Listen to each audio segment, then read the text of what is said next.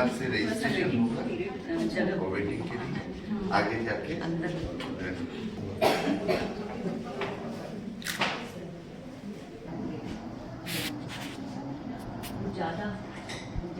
वो liquid based है। संतोष इस तरफ एक सिंपल हर लोग को वो ज्यादा सेंसिटिव है। करवाना चाहिए। मुझे लगा कि कोई सिस्ट के लिए होता है क्या? हाँ? सिस्ट सर्विक्स पे रह सकता है, लेकिन एक्चुअली ज्यादा आने जल्दी जो टिश्यू मुझे लगेगा then I will go for liquid based psychology. पहले ट्रांसफर होता है उसके बाद हां पैट स्पेरी हमें लग रहा है हर लोग को करवाना है, बट लिक्विड में हमें और हाई रिस्क ज्यादा। तो इस तरह के जो सेमिनार्स हैं ये बहुत ज़रूरी है और मैं डॉक्टर साहब का थैंक यू कहना चाहूँगी कि इस तरह के सेमिनार का उन्होंने आयोजन किया। क्या होता है जनरली हम लोग बात नहीं करते हैं, जब हम आपस में बात नहीं करते हैं, डिस्कस नहीं करते हैं, या फिर अगर हमें कोई सिम्टम भी नज़र आ जाते हैं तो हम डर जाते हैं, हम डॉक्टर के पास जाते नहीं हैं, हॉस्पिटल जाते नहीं हैं चेकअप कराने। तो सबसे इम्पॉर्टेंट ये है कि आप तो सबसे पहले तो ये होना चाहिए कि हमें पता होना चाहिए कि क्या क्या लक्षण है। अगर हमें कभी लक्षण दिखाई दे तो हमें तुरंत डॉक्टर से कंसल्ट करना चाहिए, बात करना चाहिए, वेट नहीं करना चाहिए। ये नहीं सोचना चाहिए कि नहीं हम वेट करें और ये तो अपने आप ठीक हो जाएगा। तो जैसे कि डॉक्टर साहब ने कहा prevention is better than cure, तो जैसे ही आपको कुछ लक्षण लगे आप तुरंत डॉक्टर के पास जाइए और उसके बारे में बात करिए, समझिए कि ये प्रॉब्लम कितनी बड़ी है, या अगर दवाइयों से ठीक हो। धन्यवाद डॉक्टर साहब का फिर से इस तरह की चीज़ों का आयोजन करने। मैं सबको धन्यवाद ज्ञापन के लिए बुलाऊंगी। अध्यक्ष NERWWO मैडम DRM, सदस्य NERWWO, आदरणीय चिकित्सकगण, नर्सिंग स्टाफ, तकनीकी टीम और आज उपस्थित सभी साथियों, आज के सर्वाइकल कैंसर जागरूकता एवं स्क्रीनिंग शिविर को सफल आयोजन के उपरांत में अपनी ओर तथा पूरे अस्पताल परिवार की ओर से आप सभी के प्रति हार्दिक आभार व्यक्त करते हैं।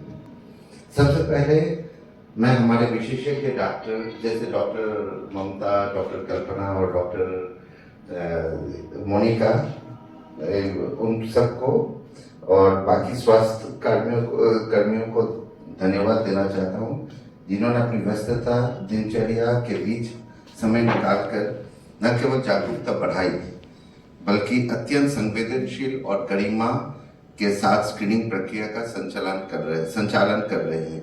आपकी प्रतिबद्धता ही शिविर की वास्तविक शक्ति है। मैं हमारे आयोजन तक पहुंचाएंगे, उन्हें भी अवेयर करेंगे। तो मैं आपका ज़्यादा समय स्टेज पे बुला रही हूँ कि वो कुछ अपने ज्ञान से हम लोग को अवेयर कराएं। वेलकम डॉक्टर ममता।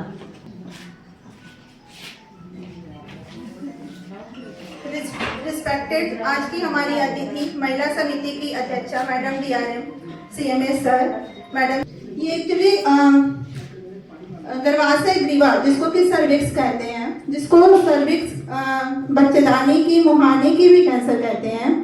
ये बच्चेदानी है और ये सर्विक्स है। इसमें होने वाले कैंसर को सर्वाइकल कैंसर कहते हैं। ये एक महिलाओं में बहुत ही आम, जो कि मैडम ने बताया सेकेंड मोस्ट कॉमन कैंसर है और रोकथाम योग्य है। शुरुआती अवस्था में पहचान होने पर इसको पूरी तरह से ठीक किया जा सकता है। इसके कॉज क्या हैं? मुख्य कारण इसका ह्यूमन पैपिलोमा वायरस होता है।